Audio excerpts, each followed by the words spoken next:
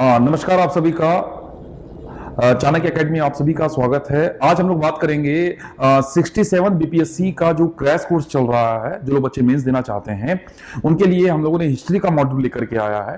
कुछ टॉपिक मैं पढ़ाऊंगा और कुछ टॉपिक अनीसा मैम पढ़ाएगी, और दोनों अभी बिहार पुलिस सेवा में सेवारत हैं। ठीक है। जो आज हम लोग जो टॉपिक शुरू करने वाले हैं उस टॉपिक का नाम है ट्राइबल विद्रोह। लेकिन सबसे पहले यह जान लिया जाए कि जो इतिहास के टॉपिक हैं बीपीएससी में जीएस पेपर 1 में आते हैं, और जीएस पेपर 1 में बीपीएससी ने सिर्फ इसी हिस्ट्री सब्जेक्ट्स को खोला है कि जहां जहां से क्वेश्चंस आएंगे। बाकी जीएस पेपर 1 में आपको स्टैट्स पढ़ना है, जीएस पेपर 1 में आपको नेशनल और इंटरनेशनल इश्यूज पढ़ने हैं। उसको बीपीएससी ने ओपन नहीं किया है। उसके क्वेश्चंस थोड़े से डायनामिक नेचर के होते हैं, विशेष करके करंट अफेयर्स। बट हिस्ट्री का क्वेश्चन स्टैटिक होता है। 3 सवाल आपके आएंगे, 3 सवाल आपको लिखने हैं। सवाल आएंगे 5। हर सवाल के आपको 38 मार्क्स हैं, 114 मार्क्स। अगर आप हिस्ट्री में अच्छे मार्क्स लेकर के आते हैं तो आपका पेपर 1 का मार्क्स शूट करेगा, आपको 150, 60, 80 तक जा सकता है। इसलिए हिस्ट्री सेक्शन का बहुत बड़ा इंपॉर्टेंस है आपको बीपीएससी क्वालिफाई करने में। प्रीलिम्स में भी 35 क्वेश्चन आते हैं, वो तो अलग की बात है, लेकिन मेंस के नेचर में क्योंकि क्वेश्चन स्टैटिक हैं, अभी तक का जो नेचर है रिपीटेटिव है, और क्वेश्चंस को आप अच्छे तरीके से अगर टैकल कर लेते हैं तो समझिए कि आपकी 70 से आप 75% तक मार्क्स लेकर के आ सकते हैं। कैसे आएंगे, किस तरह से आपको लिखना है, उसकी बात हम लोग करेंगे। ठीक है। तो बीपीएससी के जो हिस्ट्री का सेक्शंस है, जो टॉपिक्स आपको पढ़ने हैं, पहला है आर्ट एंड कल्चर, जिसके 4 टॉपिक्स आपको पढ़ने हैं। दूसरा टॉपिक आपको भारत में अंग्रेजों के खिलाफ जो विद्रोह हुए, विशेष करके ट्राइबल विद्रोह हुए। 1857 की क्रांति हुई, और 1857 की क्रांति के बाद गांधी के एरा में क्विट इंडिया मूवमेंट होता है, और उससे पहले आपको असहयोग आंदोलन, नॉन कॉपरेशन मूवमेंट चलता है। कुछ किसान विद्रोह होते हैं, वहां से बीपीएससी क्वेश्चन पूछता है। इसके साथ साथ कुछ पर्सनालिटी आपको पढ़ना है, जैसे गांधी हो गए, नेहरू हो गए, टैगोर हो गए, बीपीएससी ने स्पष्ट लिखा है। इसके अलावा आपको किसान आंदोलन से जुड़े हुए जो नेता है सहजानंद सरस्वती, उसके बारे में पढ़ना है। और जेपी जो भारत के, बिहार के राजनीति में, बिहार के स्वतंत्रता आंदोलन में एक अभूतपूर्व योगदान उनका रहा है, उनके बारे में सवाल आते हैं।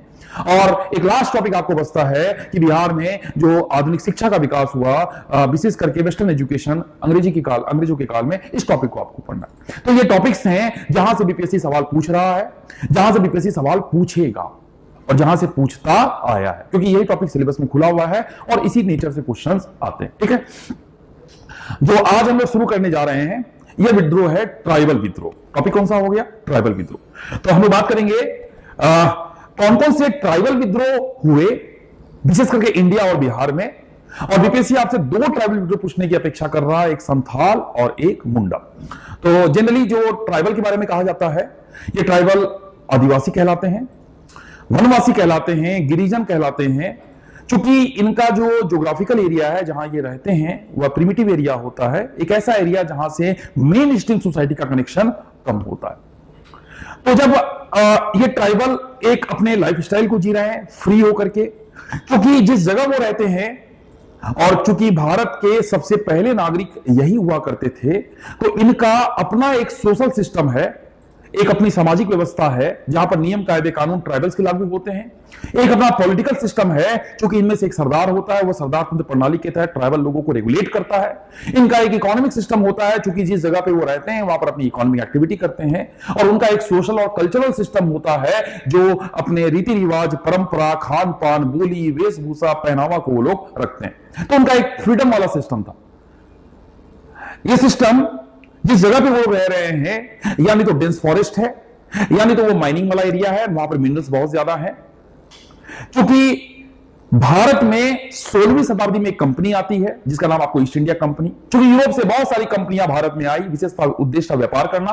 व्यापार करने के लिए जब ये आई, उन्होंने भारत के संसाधनों को देखा, उनके मन में लालच जन्म हुआ, और उन्होंने धीरे धीरे यह सोचना शुरू किया कि कैसे इस देश पर आर्थिक नियंत्रण स्थापित किया जाए और इस देश को आर्थिक उपनिवेश बना दिया जाए, इकोनॉमी कोलोनाइज कर दिया जाए। अंग्रेज अपनी मंशा में सफल भी हुए, क्योंकि उसमें भारत में डिसेंट्रलाइज सिस्टम था, एक सेंट्रलाइज राजनीति नहीं थी। क्योंकि पश्चिम में राजपूताना, सिंध, दक्षिण में मैसूर, त्रावणकोर, निजाम, पूरब में बंगाल, अवध, जैसे नवाबों का राज था, यह एक सेंट्रलाइज्ड नहीं था। अंग्रेजों ने आपस में इनको लड़ाया, इनके साथ संधियां की, इनके साथ युद्ध किया। आपने सुना होगा 1757 की प्लासी की लड़ाई, 1764 की बक्सर की लड़ाई।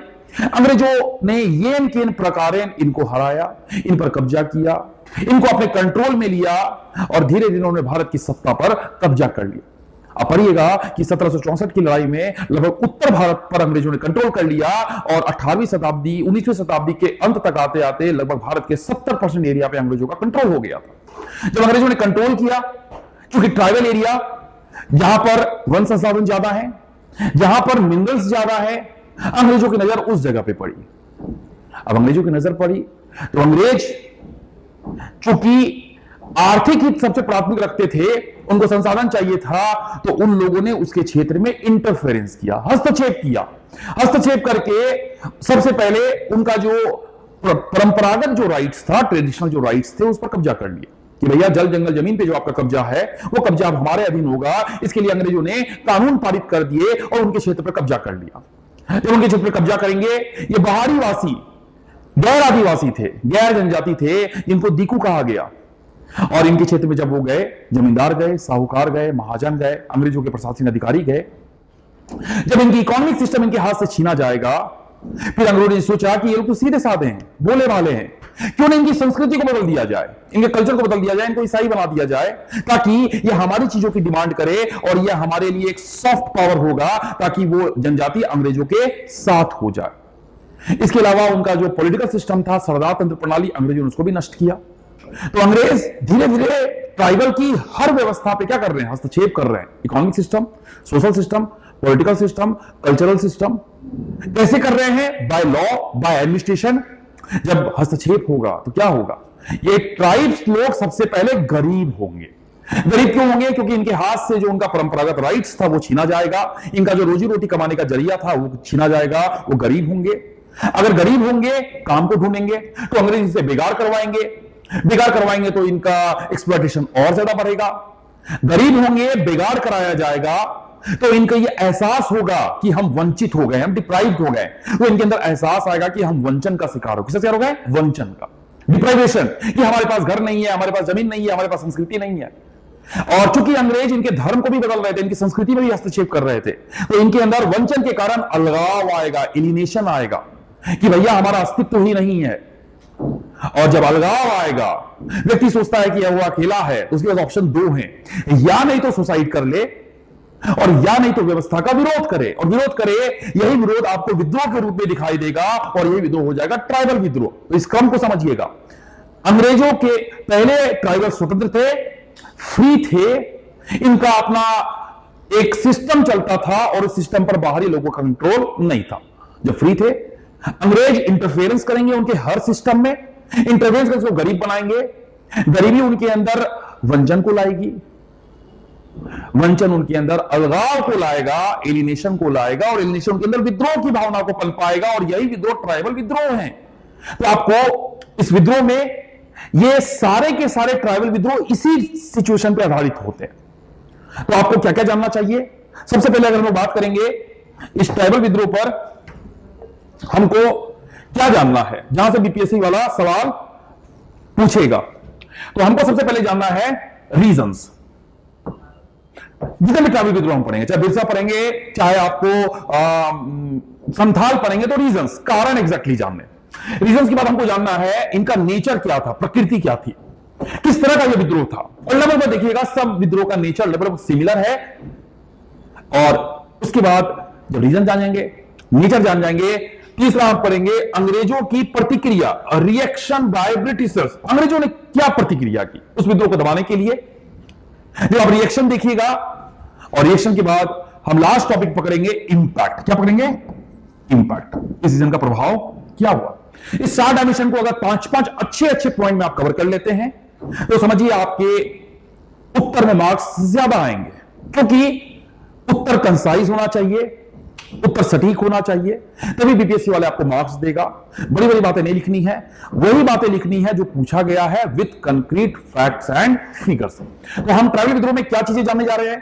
पहली रीजंस, कारण क्या है, उनका नेचर, उनकी प्रकृति क्या है, उनका रिएक्शन, अंग्रेजों का जो रिएक्शन किया गया वो जानना है, और ट्राइबल्स के द्वारा जो रिएक्शन किया गया वो जानना है, तो दोनों के रिएक्शन को जानना है, उसे हम जान जाएंगे इंपैक्ट, इनका प्रभाव क्या हुआ। इस 4 डायमेंशन पे हम लोग बात करेंगे, ठीक है। तो जो आप ये देख रहे हैं, देखिए ये ट्राइबल्स हैं, आप समझिएगा, ये ट्राइबल्स हैं और ये ट्राइबल्स में एक नेतृत्व खड़ा होता है। कोई भी, क्योंकि बिना कोई विद्रोह बिना लीडरशिप के खड़ा नहीं हो सकता।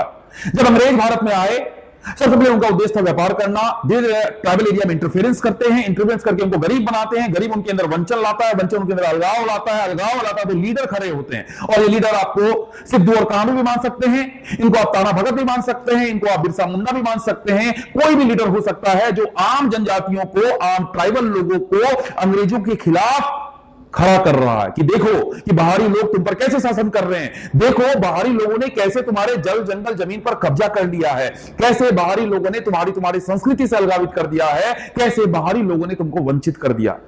अंग्रेज ने ये काम किया और इनके जब लीडर खड़े हुए, इन लोगों ने ट्राइबल लोगों को क्या किया, एकजुट किया। और एकजुटता से उनके अंदर विश्वास आया, क्या बिलीफ आया कि हम अंग्रेजी सत्ता को हरा सकते हैं। और इसी बिलीफ के कारण यह विद्रोह हुआ और यही विद्रोह अलग अलग नाम से जाना जाता है। और जो अलग अलग नाम से जाना गया यही संथाल हो जाएगा, बिरसा हो जाएगा, ठीक है। चलिए आगे देखते हैं थोड़ा सा, ठीक है। ये देखिए कुछ फोटोज के द्वारा पहले इमेजिन कीजिए। देखिए लिखना आसान होता है, इमेजिनेशन अगर आपको हो गई, आपकी समझ विकसित हो गई तो आप और बेहतर तरीके से लिख सकते हैं। मामला सिर्फ ये है। अब देखिए ये ट्राइब्स हैं, ये ट्राइब्स हैं जब अंग्रेजों के खिलाफ, देखिए ये लीडर है, लीडर इनको क्या कर रहा है, उत्तेजित कर रहा है, उनको द्वेलित कर रहा है, उनको ये अपनी परिस्थिति से परिचित करा रहा है कि तुम्हारे अंदर कितनी बड़ी ताकत है, क्योंकि ये कब्जा तुम्हारी संपत्ति पर कर रहे हैं, तुम्हारे जल जंगल जमीन पर कर रहे हैं। और जब उत्तेजित होंगे तो इनके अंदर क्रांति वाली भावना आएगी और एक क्रांति वाली भावना हमें विद्रोह के रूप में दिखाई देगी। और ये विद्रोह आप देख रहे हैं, ये कोई आधुनिक हथियार से नहीं करेंगे, क्योंकि इनके पास कोई आधुनिक हथियार नहीं है। इनके पास है क्या, तीर और कमान। इनके पास अपनी टेक्निक है जिसे आप गुरिल्ला वारफेयर कहते हैं, छुप कर वार करने की पद्धति। जंगल में छुपे रहेंगे, किसी पेड़ पर छुपे रहेंगे, किसी गुफा में छुपे रहेंगे और उस पर वार करेंगे।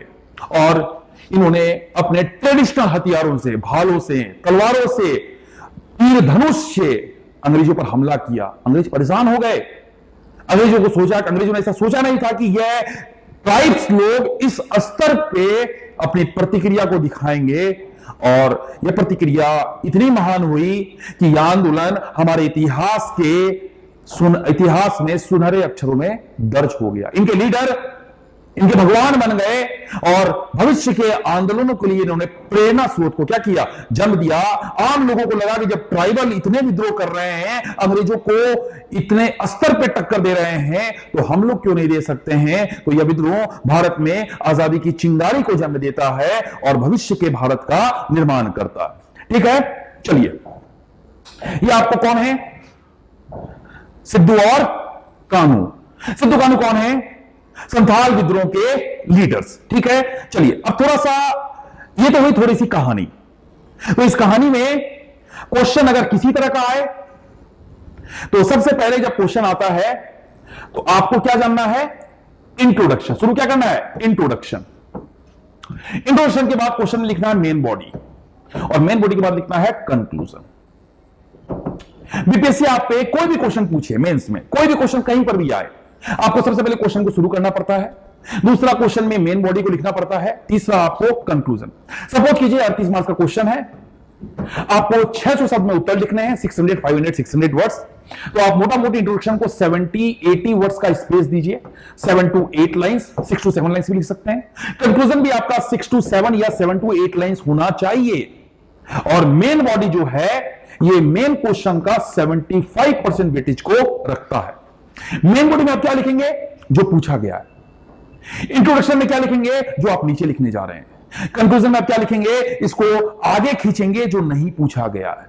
जैसे अगर पूछे संथाल विद्रोह के कारण क्या थे, संथाल विद्रोह के परिणाम क्या थे, क्वेश्चन पूछा हुआ है, तो संथाल विद्रोह के कारण परिणाम आप मेन बॉडी में लिखेंगे। इंट्रोडक्शन में क्या लिखेंगे, इंट्रोडक्शन में आप शुरू में जो हमने आपको बात बताई कि पहले ट्राइब लोग फ्री रहते थे, उनका अपने रिसोर्सेज पर क्या था, कंट्रोल था।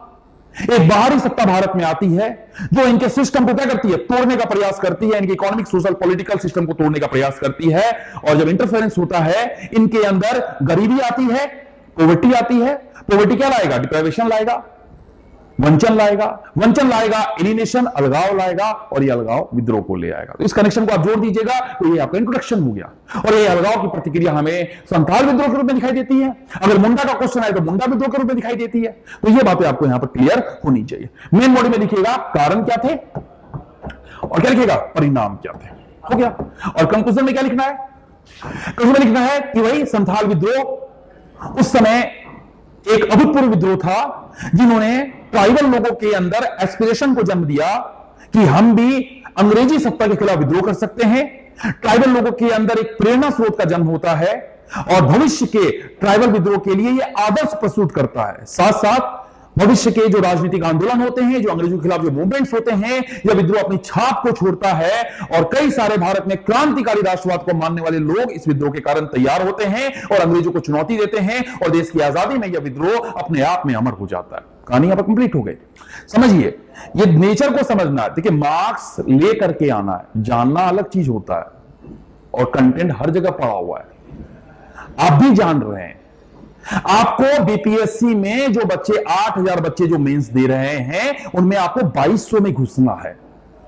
और ये घुसने की लड़ाई सिर्फ नॉलेज से नहीं आएगी, प्रेजेंटेशन से आएगी कि किस तरह से आप प्रेजेंट करते हैं। तो मामला यह है प्रेजेंटेशन का मामला। देखिए, ज्ञान होगा, ज्ञान तो चाहिए, लेकिन प्रेजेंटेशन से बहुत इंपॉर्टेंट एस्पेक्ट्स है, वह ज्ञान पर ओवरलैप कर जाता है। ऐसे बहुत सारे ज्ञानी लोग हैं, ज्ञानी स्टूडेंट्स हैं, जिनका सिलेक्शन नहीं होता है, और ऐसे बहुत सारे ऐसे कम ज्ञानी लोग हैं जिनके पास नॉलेज कम है बट अपनी स्ट्रेटेजी से वो सिलेक्ट हो जाते हैं। तो आपको काम किस पे करना है, स्ट्रेटेजी पे। जो मेंस दे रहे हैं, आप आंसर राइटिंग लिखिए, आप प्रैक्टिस कीजिए, आंसर में परफेक्शन लाइए, तब जाके आप अपने आप को तैयार मानिएगा। और जब एग्जामिनेशन में आप उत्तर लिखिएगा, आपको खुद ही एहसास हो जाएगा कि आपने उत्तर बेहतर लिखा है। जिस दिन आपको यह एहसास हो गया, समझिए आप सिलेक्शन के बहुत करीब आ गए। ठीक है, चलिए अब हम बात करेंगे जो बात अब तक हम लोगों ने यहां पर की है। सबसे पहले हम बात करेंगे, हमने कहा कि हमें क्या क्या जानना है, रीजंस, नेचर ऑफ प्रकृति, फिर जानना है रिएक्शन, फिर जानना है इंपैक्ट। ये चार चीज अगर आपको पता है, 5-5 पॉइंट, तो आसानी से आप कर सकते हैं। हमने कहा इंट्रोडक्शन बता दिया, तो इंट्रोडक्शन में क्या लिंक लिखना है, पहले पॉवर्टी, गरीब हुए, पॉवर्टी से क्या आया, डिप्राइवेशन, वंचन आया, डिप्राइवेशन से क्या आया, एलिनेशन, और एलिनेशन से क्या हुआ, रिवोल्ट। ये चार चीजों को अगर आप कनेक्ट कर दिए इंट्रोडक्शन में, और इस चीज को कनेक्ट कीजिएगा, पहले वो फ्रीडम फ्री थे और अंग्रेजों ने इसमें इंटरफेरेंस किया। अब आइए रीजंस, रीजंस किसका, संथाल विद्रोह का। तो जब रीजंस आप लिखिएगा तो एक डायग्राम आपको ये पता होना चाहिए, कोई भी चीज का रीजंस इकोनॉमिक होगा, सोशल होगा, कल्चरल होगा, पॉलिटिकल होगा, एडमिनिस्ट्रेशन रीजंस होंगे, और अगला रीजंस आपको होगा इंस्टेंट, तत्काल कारण, तत्कालिक कारण। अगर आप इस तरह से डिवाइड कर देते हैं तो आपका उत्तर डाइवर्सिफाइड हो जाता है, और डाइवर्सिफाइड से आप कोई भी टॉपिक नहीं छोड़िएगा। चलिए, इकोनॉमिक रीजंस में क्या होगा, क्योंकि पहले ट्राइबल्स का अपने जल जंगल जमीन पर क्या था, राइट था, कब्जा था। वो जमीन पर सामूहिक खेती करते थे, कलेक्टिव खेती करते थे। अगर टैक्स होता था तो जनजाति में जो सरदार होते थे वो कुछ टैक्स ले लेते थे। लेकिन अंग्रेज आए, अंग्रेजों ने लैंड टेन्योर सिस्टम को लाया, और लैंड टेन्योर सिस्टम से अंग्रेजों ने उनकी जमीन पर कब्जा कर लिया। अंग्रेजों ने उनकी जब जमीन पर कब्जा किया तो उनके संसाधन पर कब्जा हो गया। इसके साथ साथ अंग्रेजों ने जमीन पर टैक्स निर्धारित कर दिए कि आपको इतना पैसा हमको देना है कैश में। कैश तो था नहीं उनके पास, मार्केट से ये लोन लेंगे क्योंकि उनको कैश चाहिए। मार्केट में अपने अनाज को ले जाएंगे बेचने के लिए, मार्केट में उसको प्राइस कम मिलेगा। जब प्राइस कम मिलेगा, ऑब्वियसली बात है, खेती में खर्चा ज्यादा हुआ है, कीमत कम मिलेगी, तो इनके अंदर जो इनका सेविंग होगा वो कम होगा, और यह बाहर के लोगों से जब इसका कॉन्टेक्ट बढ़ेगा तो इनके अंदर पॉवर्टी आएगी, डेब्ट साइकिल बढ़ेगा। तो अंग्रेजों ने लैंड टेन्योर सिस्टम को जब चेंज किया तो इनका जो सिस्टम था पूरा चैलेंज होना, पूरा बदलना क्या हो गया, शुरू हो गया। तो लैंड टेन्योर सिस्टम हो गया। इसके बाद अंग्रेजों ने जब रेलवे लाइन बिछाना शुरू किया, क्योंकि यह घटना हो रही है 1855 से 56 के बीच, टाइम क्या है 55 से 56। रेलवे लाइन आपको पता डलहौजी के काल में विकसित हुआ। चूंकि यह एरिया छोटा नागपुर का प्लेटू है जिसे दमन को कहा जाता था, राजमहल की पहाड़ियां जहां पर कोयला सबसे ज्यादा है, अंग्रेज यहां पर रेलवे लाइन को बिछा रहे थे क्योंकि इनको कोयला ले जाना था बंगाल तक, तो इन्होंने ट्राइबल लोगों से बेगानी करवाया, पैसे नहीं दिए इनके काम के। जब बेगानी करवाइएगा तो इनके अंदर क्या आएगा, गरीबी आएगी। देखिए हमने कहा यह सिस्टम धीरे धीरे डेवलप होगा, अभी पॉवर्टी आ रही है, इनके अंदर गरीबी आएगी, गरीबी आने से ये फ्री में भी काम कर रहे हैं, इनके बच्चे भी गरीब होंगे, इनके अंदर माल न्यूट्रिशन आएगा, ये इकोनॉमिक रीजंस कई सारे रीजंस को क्या करेगा, इनहेंस करेगा। फिर इकोनॉमिक्स में क्या हुआ, इन्होंने छोटा नागपुर के पठार को एग्रीकल्चर लैंड बनाया, अंग्रेजों ने क्षेत्र जब कब्जा किया तो लोग शिफ्ट कर गए भागलपुर साइड में, वहां पर भी इन्होंने जब उसको फर्टाइल लैंड बनाया, अंग्रेजों ने उसको भी कब्जा कर लिया लैंड टेन्योर सिस्टम के तहत, तो इनके क्षेत्र ही इनके पास नहीं बचे।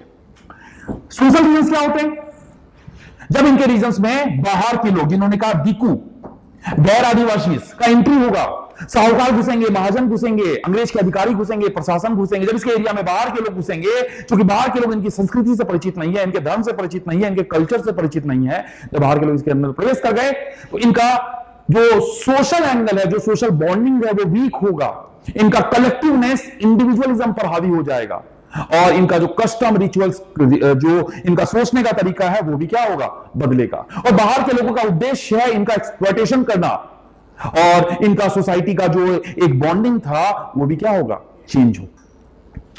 कल्चरल सिस्टम में क्या होगा, क्योंकि अंग्रेज 1813 के चार्टर एक्ट से भारत में ईसाई लोगों के एंट्री को अनुमति दिए थे कि भारत का ईसाईयतकरण करना है, और ये व्हाइट मैन्स मॉडर्न थ्योरी और सिविलाइजिंग मिशन थ्योरी के तहत अंग्रेजों ने इसको जस्टिफाई किया। जब ये बाहर के लोगों को प्रवेश करवा रहे हैं, ईसाई लोगों को, इन लोगों को ईसाई बना रहे हैं, जब ईसाई बनाएंगे, इनके जगह में स्कूल और कॉलेज खोले जाएंगे, हॉस्पिटल खोले जाएंगे, कुछ दिन बाद इनको एहसास होगा यार हमारा कल्चर कहां गया, हमारी संस्कृति कहां गई, अंग्रेजों ने हमको गरीब बना दिया, अंग्रेजों को डिप्राइव बना दिया।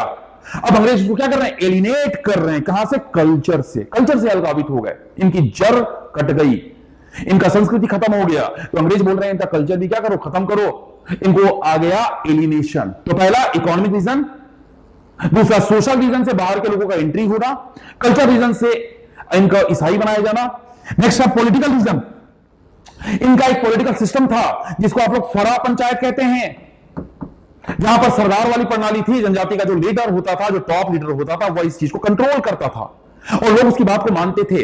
अंग्रेज का सब नहीं चलेगा, अंग्रेज कहा कि हमारा सिस्टम चलेगा, काले कोट वाले लोग आ जाएंगे और काले कोट वाले लोग भी इनका एक्सप्लॉयटेशन करेंगे, क्योंकि जब अंग्रेज इनकी जमीन पर कब्जा करेंगे, ये लोग जाएंगे पुलिस के पास, ये लोग जाएंगे वकील के पास, क्योंकि पुलिस और वकील किसके, अंग्रेजों के, तो इनके पक्ष में कभी निर्णय नहीं होगा, और ये इस सिस्टम में पूरी तरह अपने आप को क्या पाएंगे, एलिनेट पाएंगे कि भैया हमारा कल्चर भी खत्म कर दिए, पहले तो हमारा इकोनॉमी छीन लिए, हमारा सोसाइटी खत्म कर दिए, हमारा कल्चर छीन लिए, हमारा क्या छीन लिए, पॉलिटिकल सिस्टम भी तुम छीन लिए, हम पूरी तरह क्या हो गए, एलिनेट। तो जब पॉलिटिकल सिस्टम से ये अगेंस्ट में खड़े हुए तो छोटे मोटे रिवोल्ट होंगे, मतलब छोटे मोटे अंग्रेज अधिकारी आएंगे, तो दो ट्राइबल ने तो हमला कर दिया, जब हमला किया तो अंग्रेजों का जो एडमिनिस्ट्रेटिव सिस्टम था वो एक्टिवेट हो जाएगा, पुलिस, सेना, इनका तेजी से दमन होगा, दमन होगा तो इनको ये एहसास होगा, इनको ट्राइब्स को, कि भैया जमीन हमारा, संस्कृति हमारी, समाज हमारा, लोग हमारे, गलत तुम करो और हम विद्रोह भी ना करें, और अगर करते भी हैं तो तुम हमको पूरी तरह क्या दबा देते हो। तो ये सारे रीजन से इनके अंदर एक आक्रोश आ चुका था, असंतोष आ गया था। और देखिए ये चिंगारी अभी फूटी नहीं है, ये चिंगारी अभी बन रही है, ये फूटेगी कहां, एक घटना होगी कि कुछ संथालों को चोरी के केस में गिरफ्तार किया जाएगा, गिरफ्तार करके इनको पुलिस थाने ले गए, पुलिस थाने में संथालों ने हिम्मत दिखा के उस दरोगा की हत्या कर दी। जब दरोगा की हत्या करते हैं, बाकी संथालों में यह बात आग की तरफ फैलती है कि अरे भाई साहब हमारे कुछ लोगों ने मार दिया। किसको मार दिया, थानेदार को मार दिया। उसमें थानेदार का पद बहुत बड़ा होता था, क्योंकि अंग्रेज का मेन अधिकारी वही होता था जो दमन की नीति के तहत अंग्रेजी सत्ता को बनाए हुए था। इनके अंदर ताकत बढ़ी, यार हमारे लोगों ने ऐसा कर दिया, यस ऐसा कर दिया, तो ये लोग एकजुट हुए इनके अंदर क्रांति फूट पड़ी और इस दरोगा हत्याकांड के बाद जो इंस्टेंट कारण थे, इनके अंदर एक लावा फूट पड़ा और यह लावा हमें संथाल विद्रोह के रूप में दिखाई देता। क्लियर है? तो रीजन आपको क्या क्या जानना है? ये डायग्राम याद रखिएगा, डायग्राम एग्जाम में बनाना है, मार्क्स उसी से मिलेंगे। एग्जामिनर आपका इतना टाइम नहीं है उसके पास एक एक पॉइंट्स पड़ेगा, अगर डायग्राम में बना दिया उसका काम आपने आसान कर दिया। बाद में आप लिख दीजिए, आर्थिक में ये, सामाजिक में ये, राजनीतिक में ये, प्रशासनिक में ये, सांस्कृतिक में ये, साथ साथ तत्कालिक कारक भी ये जिम्मेदार थे। इकोनॉमिक, सोशल, पॉलिटिकल, एडमिनिस्ट्रेशन और इंस्टीट्यूशन, ये क्या हो गए? आपके रीजंस हो गए। चलिए तो नेचर की बात कर लेते हैं। जब हम बात करेंगे इंपैक्ट की, सॉरी पहला क्या था? रीजंस था, दूसरा है नेचर। जब हम बात करेंगे प्रकृति की, ट्राइबल विद्रोह का नेचर कैसा था, तो हम बात करेंगे कि यह नेचर में सबसे पहले ये लोग अपने राइट को लेकर के युद्ध कर रहे थे, कि उनके अधिकार को लेकर के, जो जल जंगल जमीन पर उनका कब्जा था। दूसरा, इनका नेचर वायलेंस बेस्ड था,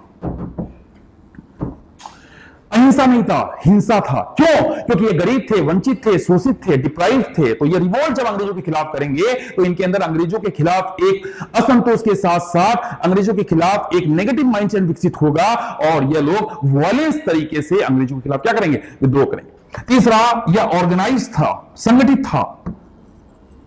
संगठित ये था क्योंकि इनके लीडर आ गए थे। संथाल विद्रोह में सिद्धू और कान्हू जैसे लोग तैयार हुए, चांद और भैरव जैसे लोग तैयार हुए। इन लोगों ने संथालों को एकजुट किया कि भैया कैसे अंग्रेज तुम लोग का एक्सप्लॉयटेशन कर रहे हैं, कैसे अंग्रेज तुमको गरीब बना रहे हैं, डिप्राइव बना रहे हैं, एलिनेट कर रहे हैं, और लोगों के अंदर उस माइंडसेट को तैयार किया। इसलिए यह विद्रोह ऑर्गेनाइज्ड हो गया।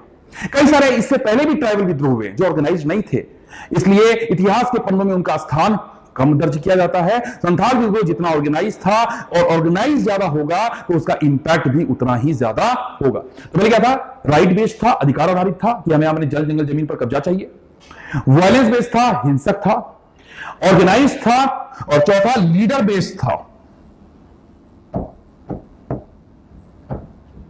और साथ साथ ट्राइबल लोग के अंदर रिलीजियस सेंटिमेंट्स हावी थे, धर्म का प्रभाव बहुत ज्यादा था। तो यह विद्रोह था, यह रिलीजियस बेस्ड भी था, धार्मिक आधारित भी था, क्योंकि धार्मिक भावना थी। अंग्रेज इनको ईसाई बना रहे थे, जो परंपरागत धर्म से इनको दूर कर रहे थे धर्म से, जिस कारण यह अपने धर्म को रिवाइव करने के लिए, अपनी प्राचीन चीजों को रिवाइव करने के लिए विद्रोह को करते हैं। और संथाल विद्रोह का उद्देश्य यही था कि अंग्रेजों को किसी तरह यहां से हटाना और अपने क्षेत्र पर फिर से उस सिस्टम को स्टैब्लिश करना जो पहले से वो सिस्टम स्टैब्लिश किया हुआ।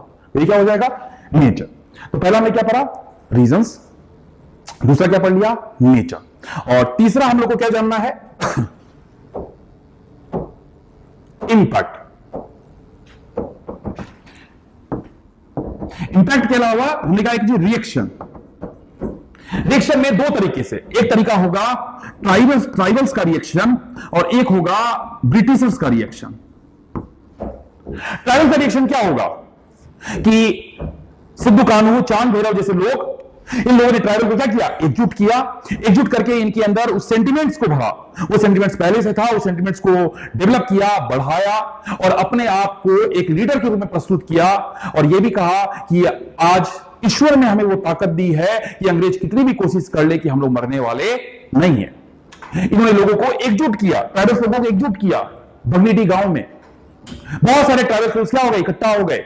इकट्ठा होकर उन्होंने परंपरागत हथियार, तीर, भाले, धनुष जैसे चीजों को लेकर के हमला करेंगे। किस पर हमला करेंगे भाई? अंग्रेजी अधिकारियों पर हमला करेंगे, अंग्रेजी प्रशासक पर हमला करेंगे, सेना पर हमला करेंगे, पुलिस पर हमला करेंगे, साहूकार और महाजन पर हमला करेंगे। क्यों? क्योंकि साहूकार महाजन ने इनको पैसे दिए थे, इन्होंने लाल खाता बना करके रखा था।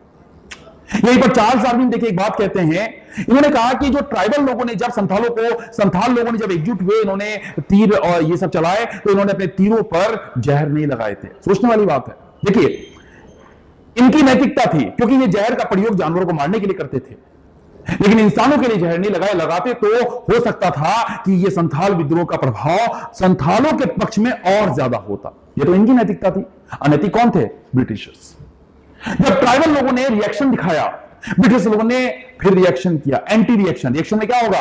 गोली चलाएंगे, दमन करेंगे, पुलिस का प्रयोग करेंगे, अपनी आर्मी का प्रयोग करेंगे और किसी तरह विद्रोह को दबाने का क्या करेंगे, प्रयास करेंगे येन केन प्रकारेन। और इस कंडीशन में 10 से 12 हजार संथाल लोग क्या हो गए, शहीद हो गए। गिरफ्तार करेंगे, यातनाएं देंगे और अंग्रेजों ने किसी तरह इस क्षेत्र पर फिर से नियंत्रण स्थापित करने का प्रयास करेंगे। अंग्रेज सफल हुए, ब्रिटिश क्या हुए, रिएक्शन में ज्यादा सफल हुए। क्यों सफल हुए? इंस्टेंट तो सफल हुए क्योंकि उनके जो हथियार थे वो मॉडर्न थे, इनके पास सेना थी, इनके पास एक गुप्तचर प्रणाली थी जो उनके लीडर्स के बारे में इंफॉर्मेशन ट्राइबल्स लोगों के बारे में दे देती थी। तो इनके पास पैसे की भी कमी नहीं थी। अंग्रेजों के पास ब्रिटिश भारत को लूट करके उन्होंने बहुत बड़ी मात्रा में पैसा कमा लिया था, तो ब्रिटिशर्स जीत गए। लेकिन अगर कहिएगा वास्तविक विजय संथालों की हुई, ट्राइबल्स लोगों की हुई। कैसे? क्योंकि इस विद्रोह ने कहीं ना कहीं एक चिंगारी को जन्म दिया और वह चिंगारी का प्रभाव ही इंपैक्ट है। तो इंपैक्ट की बात हम दो तरीके से करेंगे, एक इंस्टेंट इंपैक्ट क्या हुआ और एक लॉन्ग टर्म इंपैक्ट क्या हुआ। जब तत्कालिक हम प्रभाव की बात करेंगे तो अंग्रेजों पर देखिए इस ट्राइबल विद्रोह का सबसे बड़ा प्रभाव क्या पड़ा कि अंग्रेज डर गए। इन्होंने संथाल परगना नाम का अलग से एरिया बना दिया कि भैया ये संथालों का क्षेत्र है, ये उनका क्षेत्र है जो लोगों का परंपरागत रूप से कब्जा है, और इस एरिया को एक्सक्लूडेड एरिया बना दिया, बहिर्गृहित क्षेत्र, कि भैया इसमें बाहरी लोगों का प्रवेश नहीं होगा, इनके जो ट्रेडिशनल राइट्स हैं उसको हम मान्यता देते हैं। तो अंग्रेजों ने सबसे पहले संथाल परगना नया क्षेत्र बना दिया और ये एरिया क्या था, एक्सक्लूडेड एरिया। दूसरा, अंग्रेजों ने संथाल परगना टेनेंसी एक्ट लाया और संथालों की जो ट्रेडिशनल भूमि थी और जो काश्तकार के नियम थे उसको चेंज किया गया और उनके अनुकूल बनाया गया, फेवरेबल बनाया गया, ताकि ट्राइबल लोगों में फिर से वह एस्पिरेशन न जन्म ले, वो एलिनेशन ना आए, ताकि वो फिर से विद्रोह के लिए तैयार ना हो। तीसरा, अंग्रेजों ने उनका जो ट्रेडिशनल पॉलिटिकल सिस्टम था, फरा पंचायत, उसको मान्यता दी कि भैया आप ठीक है, आप अपने हिसाब से न्याय व्यवस्था को चलाओ, हम लोग इंटरफेरेंस करेंगे तो हो सकता है कि फिर से इनके अंदर विद्रोह की भावना पनपेगी। अंग्रेजों इनके सोशल सिस्टम को मान्यता दी और सोशल सिस्टम मांझी व्यवस्था जो थी परंपरागत उसको मान्यता दी ताकि सोशल बॉन्डिंग फिर से बना रहे। तो समझिए ट्राइबल की जीत हुई ना, कि आपने उस शक्ति को दबा दिया। और ब्रिटेन उसमें सबसे शक्तिशाली वर्ल्ड पे था, कहा था कि ब्रिटेन का सूर्य कहीं भी अस्त नहीं होता है, और इतनी बड़ी ताकत को अगर आप झुका दीजिएगा, क्योंकि झुका दीजिएगा आपके पक्ष में सारे काम हो गए ना। आपने अपने एरिया को जीत लिया, आपने एक्ट को बनवा लिया, आपने पॉलिटिकल सिस्टम को फिर से एस्टैब्लिश कर लिया, अपने इकोनॉमिक सिस्टम को एस्टैब्लिश कर लिया। अंग्रेजों ने सोचा संथालों के पक्ष में ये सारे क्या हुए, निर्णय हुए। तो ये क्या हुए, इंस्टेंट इंपैक्ट हुए। लेकिन लॉन्ग टर्म इंपैक्ट इसका गंभीर है। इन्होंने ट्राइबल लोगों के अंदर क्या जगाया है, एस्पिरेशन जगाया कि भैया हम भी बहुत कुछ कर सकते हैं। इन्होंने ट्राइबल लोगों में राइट्स के प्रति एक चेतना को जगाई, अधिकार के प्रति, कि जल जंगल जमीन पर जो तुम्हारा ट्रेडिशनल राइट्स है, तुम इसके लिए आंदोलन लड़ सकते हो और जीत भी सकते हो। और इसके अलावा भारत के लोगों में इस ट्राइबल विद्रोह ने एक सेंस जगाया कि भैया वो लोग जब इतना अच्छा विद्रोह कर सकते हैं, वो लोग अंग्रेजों के खिलाफ इस तरह की लड़ाई लड़ सकते हैं, तो हम क्यों नहीं लड़ सकते। इसे देखिएगा, सल्तावन की क्रांति जस्ट बाद होती है और सल्तावन की क्रांति में लोग अंग्रेजों के खिलाफ बहुत मजबूती से लड़े और कहीं ना कहीं श्रेय दिया जाना चाहिए संथालों का विद्रोह, जिसने लोगों को मोटिवेट किया, पुश किया और विद्रोह करने के लिए प्रेरित किया। इसके साथ साथ भारत में कई सारे क्रांतिकारी रिवॉल्यूशनरी जन्म लेते हैं जो अंग्रेजों को किसी भी तरह इस देश से बाहर निकालना चाहते हैं। उनका रास्ता वायलेंस होता है और कहीं ना कहीं ये लोग संथाल विद्रोह सिद्धू कान्हू चांद भैरव से क्या थे, प्रेरित थे, जिन्होंने भारत की आजादी को दिलाने में एक महत्वपूर्ण योगदान दिया। ठीक है, तो ये बातें हैं संथाल विद्रोह के बारे में। क्या क्या हमने जाना, रीजंस डाइवर्सिफाइड कर दीजिएगा। दूसरा जाना उसका नेचर क्या था, तो 5-7 पॉइंट आपको जानने हैं मोटे मोटे। रिएक्शन जानना है और रिएक्शन के बाद आपको इंपैक्ट जानना है। तो जान जाइएगा। अब यूपीएससी क्या पूछता है उसको इंटरलिंक कीजिए और इंट्रोडक्शन में वही गरीबी आएगी, वंचन आएगा, अलगाव आएगा और विद्रोह की भावना क्या होगी, पनपेगी। इसको लिंक करना है। जनजाति अपने वही फ्री थे, फ्रीडम को प्री करते थे और कंक्लूजन में वही लिखना है कि इसने भविष्य के आंदोलनों क्या किया, तैयार किया, सल्तावन की क्रांति और भविष्य के जो क्रांतिकारी राष्ट्रवाद थे। संथाल विद्रोह अपने आप में अद्वितीय है, जिन्होंने कहीं ना कहीं अपनी जीत को हासिल करता है और अंग्रेजों ने बाद में जितने भी निर्णय लिए वो संथालों के पक्ष में थे। ठीक है। मार्क्स लेकर के आने हैं आपको। क्या लेकर आने हैं? मार्क्स लेके आने। ठीक है, तो चलिए अगले वीडियो में बात करेंगे बिरसा के बारे में। थैंक यू आप सभी का। ठीक है, Don't forget to like, share and subscribe to our channel and press the bell icon to never miss an update.